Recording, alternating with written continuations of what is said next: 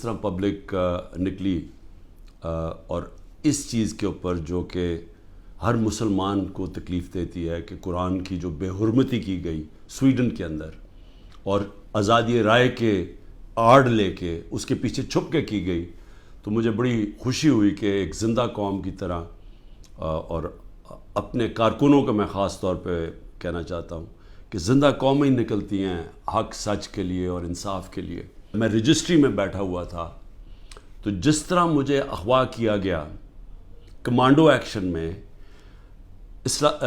Supreme court کا تفصیلی فیصلہ آیا اور اس میں دو چیزیں واضح ہو گئیں کہ ایک کہ یہ غیر قانونی تھا اور غیر آئینی تھا، جو طریقہ انہوں نے جس طرح مجھے وہاں سے اغوا کیا ہے وہ غیر قانونی بھی تھا اور غیر ہمارے آئین کے خلاف بھی تھا، اور یہ بھی اس میں آیا سپریم کورٹ کے فیصلے میں کہ جب میں چیف جسٹس صاحب کے سامنے پیش ہوا تو پہلی دفعہ مجھے پتہ چلا کہ کیا ہوا، ملک کے اندر توڑ پھوڑ ہوئی، آگ لگی، کتنے بڑے احتجاج ہوئے۔ مجھے تو کوئی اندازہ ہی نہیں تھا کیونکہ مجھے تو انہوں نے نظر بند کیا ہوا تھا۔ تو میرا سب سے پہلا سوال یہ ہے کہ اس کا کون ذمہ دار ہے؟ کیا انٹیریئر منسٹری ذمہ داری اٹھائے گی اس کی؟ کوئی اس کو ذمہ دار ٹھہرائے گا؟ اور کیا نیب چیئرمین اس کی ذمہ داری لے گا جو ہوا میرے ساتھ؟ اور میں اب اس سے آگے چلتا ہوں۔ جب مجھے یہ جس طرح اٹھایا گیا اور اب ثابت ہو گیا کہ یہ اس ملک کے آئین اور قانون کے خلاف تھا، تو کیا ہماری پارٹی کو یہ حق نہیں تھا پرامن احتجاج کرنے کا؟ میں نے سپریم کورٹ میں جب مجھے بتایا چیف جسٹس صاحب نے، میں نے اس کی مذمت کی اور انہوں نے وہ لکھا اپنے آرڈر کے اندر، اور میں نے کہا کہ 27 سال میں آج تک میں نے کبھی اپنی جماعت کو یہ نہیں کہا کہ کسی قسم کی انتشار کے اندر شامل ہو۔ غداری کس نے کی؟ کیا ڈنڈے مار کے ایک پارٹی کے سربراہ کو اور اس کے لوگوں کو مار کے اور غیر قانونی طور پہ اغوا کرو اور پھر ہم سمجھیں کہ جی وہ بھیڑ بکریوں کی طرح چپ کر کے بیٹھ جائے گی پارٹی؟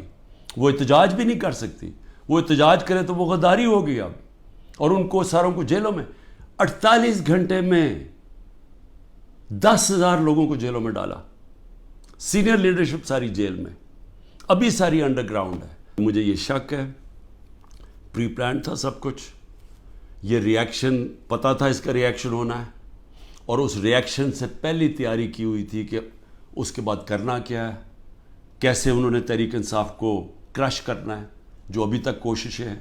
ابھی تک کیوں نہیں انڈیپینڈنٹ انویسٹیگیشن ہوئی کہ جو یہ کور کمانڈر کا گھر جلایا گیا ہے اس کے پیچھے کون تھا؟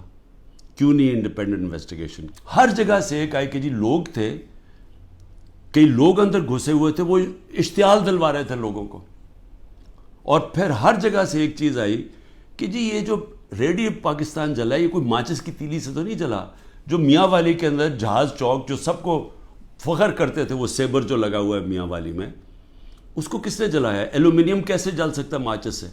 کوئی پلان ہی تھا نا۔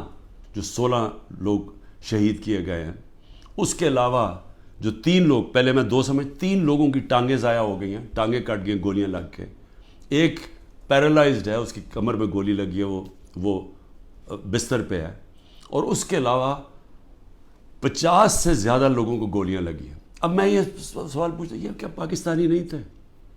یہ انسان تھے نا، تو انسانوں کے تو حقوق ہوتے ہیں۔ ان سب کو خوف ہے کہ الیکشنز کے اندر انہوں نے ہار جانا ہے، تو یہ پوری سازش کا حصہ بنے ہوئے ہیں، اور اسٹیبلشمنٹ کے ساتھ جان کے اسٹیبلشمنٹ کو ہمارے خلاف اور کر رہے ہیں، صرف اس لیے کہ یہ الیکشن میں پی ٹی آئی کو اسٹیبلشمنٹ ختم کرے پی ٹی آئی کو، تاکہ یہ چور پھر سے الیکشن جیت کے آ جائیں۔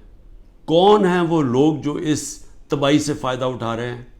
وہ میں آپ کو یقین دلاتا ہوں کہ وہ پاکستان کی اکثریت نہیں ہے، یہ تھوڑے سے لوگ ہیں جو قبضہ کر کے بیٹھے ہوئے ہیں وسائل پہ، جو قانون کے اوپر بیٹھے ہوئے ہیں، اور وہ صرف اور صرف چاہتے ہیں کہ ہمارا یہ جو قبضہ یہ برقرار رہے۔